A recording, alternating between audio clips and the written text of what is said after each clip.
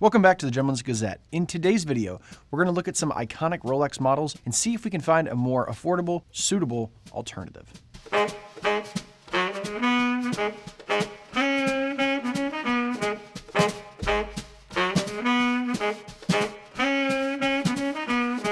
There are many brands in the world that really need no introduction: McDonald's, Coca-Cola, Apple, and Rolex. The point is, these brands are so iconic that you can mention the name and really anyone will know exactly what you're talking about. When it comes to a brand like Rolex, they are easily recognizable, but there's a problem. They're really, really expensive. And although we might all want to own one, the reality is some of us can't. So we took the time to look into some affordable alternatives for you. Please keep in mind that this is our opinion. Obviously, not everything is going to be a one-to-one match.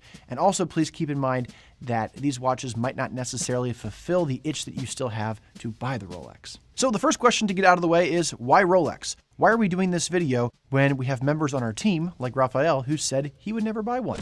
There's 3 reasons behind our decision. First off, Rolex is a status symbol, and even if Raphael doesn't want to own one, a lot of other people do. When we look back at history, Rolex has a solid reputation of watchmaking, it has Swiss heritage, and it's been worn by many influential and iconic people. Whether it's royalty, film stars, or famous people, odds are we've all seen someone that we know wearing a Rolex. This leads us right into the next point, which is that they are excellent at marketing. Rolex can be seen much like Apple, whose technology isn't always the most groundbreaking, but it's always desirable. Sure, there are other watches that can do everything that a Rolex can do, and there are watches that are even more luxurious, but at the end of the day, it's hard to argue with their position as a status symbol. Lastly, Rolex has some of the most iconic designs. People often say that imitation is the best form of flattery, and since there are so many fake Rolexes out there, they must be quite flattered. By sticking to a small catalog of simple designs, Rolex watches are easily recognizable. And when it comes to aesthetics, who doesn't love a beautiful watch? So, how is this going to work? Here at the Gentleman's Gazette, we do not stand for buying replica or fake watches, so we're not going to tell you to do that. I'm also not going to tell you to buy a watch that's a one-to-one homage. The reason why we don't give this advice is because the entire purpose is to pass off that watch as the original, which we don't stand for. And if you've seen our video on alternatives to iconic luxury watches, which is right here, you'll have a pretty good idea of what we're going to do today. The first thing we'll do is name an iconic Rolex model, and then we'll go through 3 different price tiers, one around $250, one around $1,000, and one above $1,000. First up is the Rolex Datejust, Rolex's iconic date window watch. Since the 1940s, the Datejust has been a staple of the Rolex catalog. The size and case design has not changed much over the years, with really the only changes coming with the dial colors. This particular watch starts around $7,000, comes in a few different sizes, and is a great all-around watch.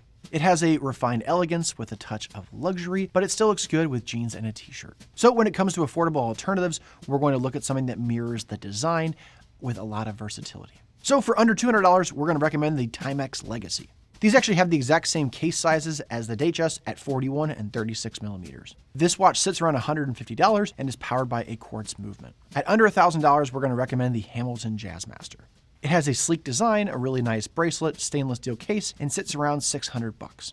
This watch is also powered by a quartz movement, and it comes from a company with history and heritage like Hamilton. At over $1,000, there are many great options, so we'll give you a few. First up is the Omega Constellation Globemaster. This is a watch that I've worn many times and I love. It has the same look and design as a Datejust and has a very wearable size. Also at this price point, we would recommend the Grand Seiko SBGH 277. Coming in at $6,100, this watch boasts an incredible amount of engineering. This Grand Seiko has a beautiful dial and also a high beat movement, which will give you a much cleaner sweep across the dial of your watch. This timepiece is truly special, and it doesn't have to have the Rolex name on it for you to know that it's a great watch. Next up is the Rolex Oyster Perpetual, which is Rolex's entry-level, everyday sports watch. The Oyster Perpetual sits around $6,000, which is a lot of money for an entry-level watch. The Oyster Perpetual is a clean and simple time-only watch, and its design really carries this out in a timeless way. Thanks, Preston. So for this category, we're going to focus on watches that are very simple in their design. At under $200, we recommend the Seiko SNE039.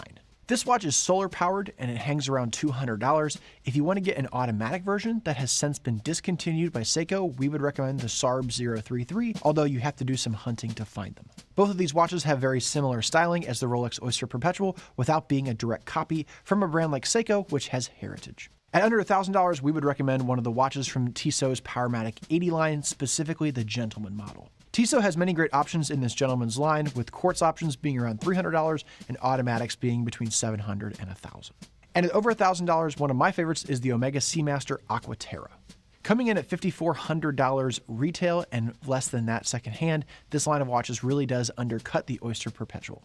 I used to own one for a little while with a blue rubber strap and blue dial that cost me about $3,400 gently used, and it was a great watch that I really loved. Not to mention the Aquaterra comes in different sizes for different size wrists, and it has an exhibition caseback so you can see the movement. There's also different dial variations and colors. Typically, they all have a teak motif on the dial, but you can also get ones with a small seconds. Next up is the iconic Rolex GMT Master 2.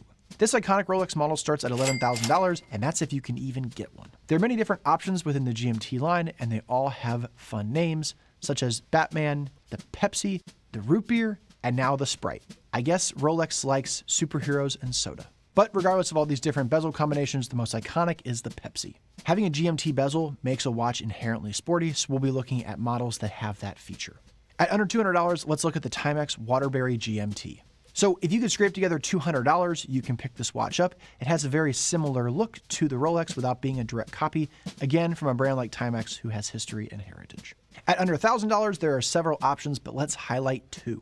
First up is the newly released Seiko 5 Sports SSK003. This is an automatic Seiko which takes many cues from the much-loved Seiko SKX, and it sits around $400 to $500. This watch has a chunky case and has a Jubilee-style bracelet with many different bezel and dial colors.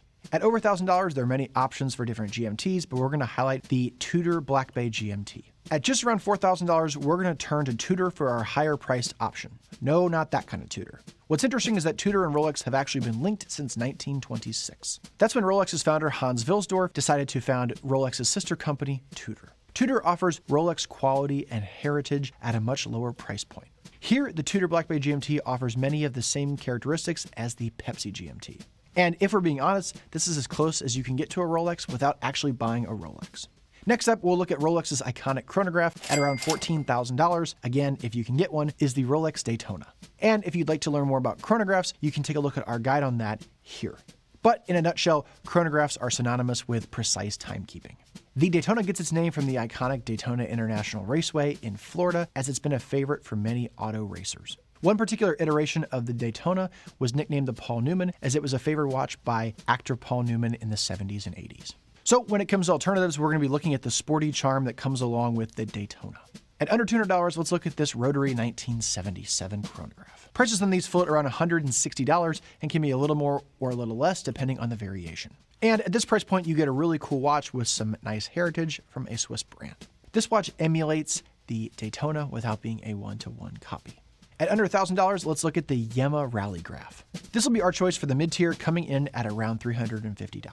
This piece balances the 1970s racing design with a modern sensibility. At over $1,000, there are many great options, but let's take a look at this Tag Heuer Carrera. When it comes to chronographs and racing, it's hard to beat Tag Heuer when it comes to legacy. With decades of history of creating timepieces for racers, you know that this watch will mean business. And although Tag Heuer might have lost its way in recent years, this Carrera model has been a flagship since 1963. And with prices being $6,000 new and a lot less for gently used, you can get a whole lot of racing chronograph for a lot less than a Daytona. Last, but certainly not least, is maybe Rolex's most iconic watch, the Submariner. The Submariner is arguably Rolex's most recognized watch, and it starts at $9,000 and up. Let's look at a couple different price tiers for some alternatives to the Submariner. Kicking things off with our most budget-friendly option, let's look at the Casio Duro. Coming in around $60, my real question is, why don't you have one yet? Taking cue from the easy legibility of the Submariner, the Casio Duro is a classically styled dive watch. And with 200 meters of water resistance and a durable Casio case, which is God tier, this watch is really something you can't pass up. At under $1,000, there are many great dive watch options, but let's look at the Doxa Sub 200 Shark Hunter. At under $1,000, this Doxa is a great choice, and you can find options for a little bit cheaper if you choose a rubber strap. Doxa has a history of rich heritage when it comes to their dive watches, so this is a great piece to pick up. And at over $1,000, let's look at the Omega Seamaster 300. If you have the cash to splash, thanks Preston, let's take a look at the Omega Seamaster. At around $5,000 and less for gently used, you can get a really great piece of Omega's history and heritage with this diver. The Seamaster is a serious dive watch and boasts 300 meters, unsurprisingly, of water resistance, which is perhaps why Naval Commander James Bond has used this as his watch since the mid-1990s. As we draw our list of budget alternatives to a close, it's kind of cool to think that you could own an entire collection of alternatives for less than $1,000. Each of those pieces would present an element of the various Rolex models that we brought up without copying them one-to-one. Whatever your budget is, watches should be about enjoyment. It doesn't matter how much you paid, just as long as you buy something with heritage, craftsmanship, and that you love wearing. So if you're a Rolex owner or you're aspiring to own one, let us know down in the comments which model you want or which model you have. And if you don't want to buy a Rolex, what would you buy as an alternative? In today's video, I'm wearing an outfit that is casual for the changing seasons here as we move into fall in Minneapolis. I'm wearing an army green field jacket. This is one that I wear quite often, and I picked it up from Nordstrom a few years ago.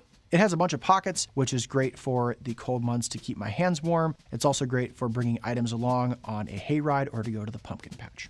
Sticking with our fall transition, I'm wearing a denim shirt. This is made to measure by Beckett & Robb. I'm wearing a brown leather belt and a pair of British khaki chinos from LL Bean. My shoes are my trusty Wolverine 1000 miles. This was the first expensive pair of shoes that I bought when I got into menswear. My parents thought that I was crazy, but hey, here they are still going strong. Love you, Mom and Dad. On my wrist is the Timex Waterbury GMT. This is a really cool watch that we got, and it's a great Rolex alternative. Many of the watches in today's video were supplied by Federico over at Delray Watch. They're not a sponsor of the channel, but we always appreciate them sending watches over. And hey, they helped Chris get his Oris. And if you need any great accessories in your fall transition, maybe some orange or red pocket squares or brown socks, go check out the Fort Belvedere shop here.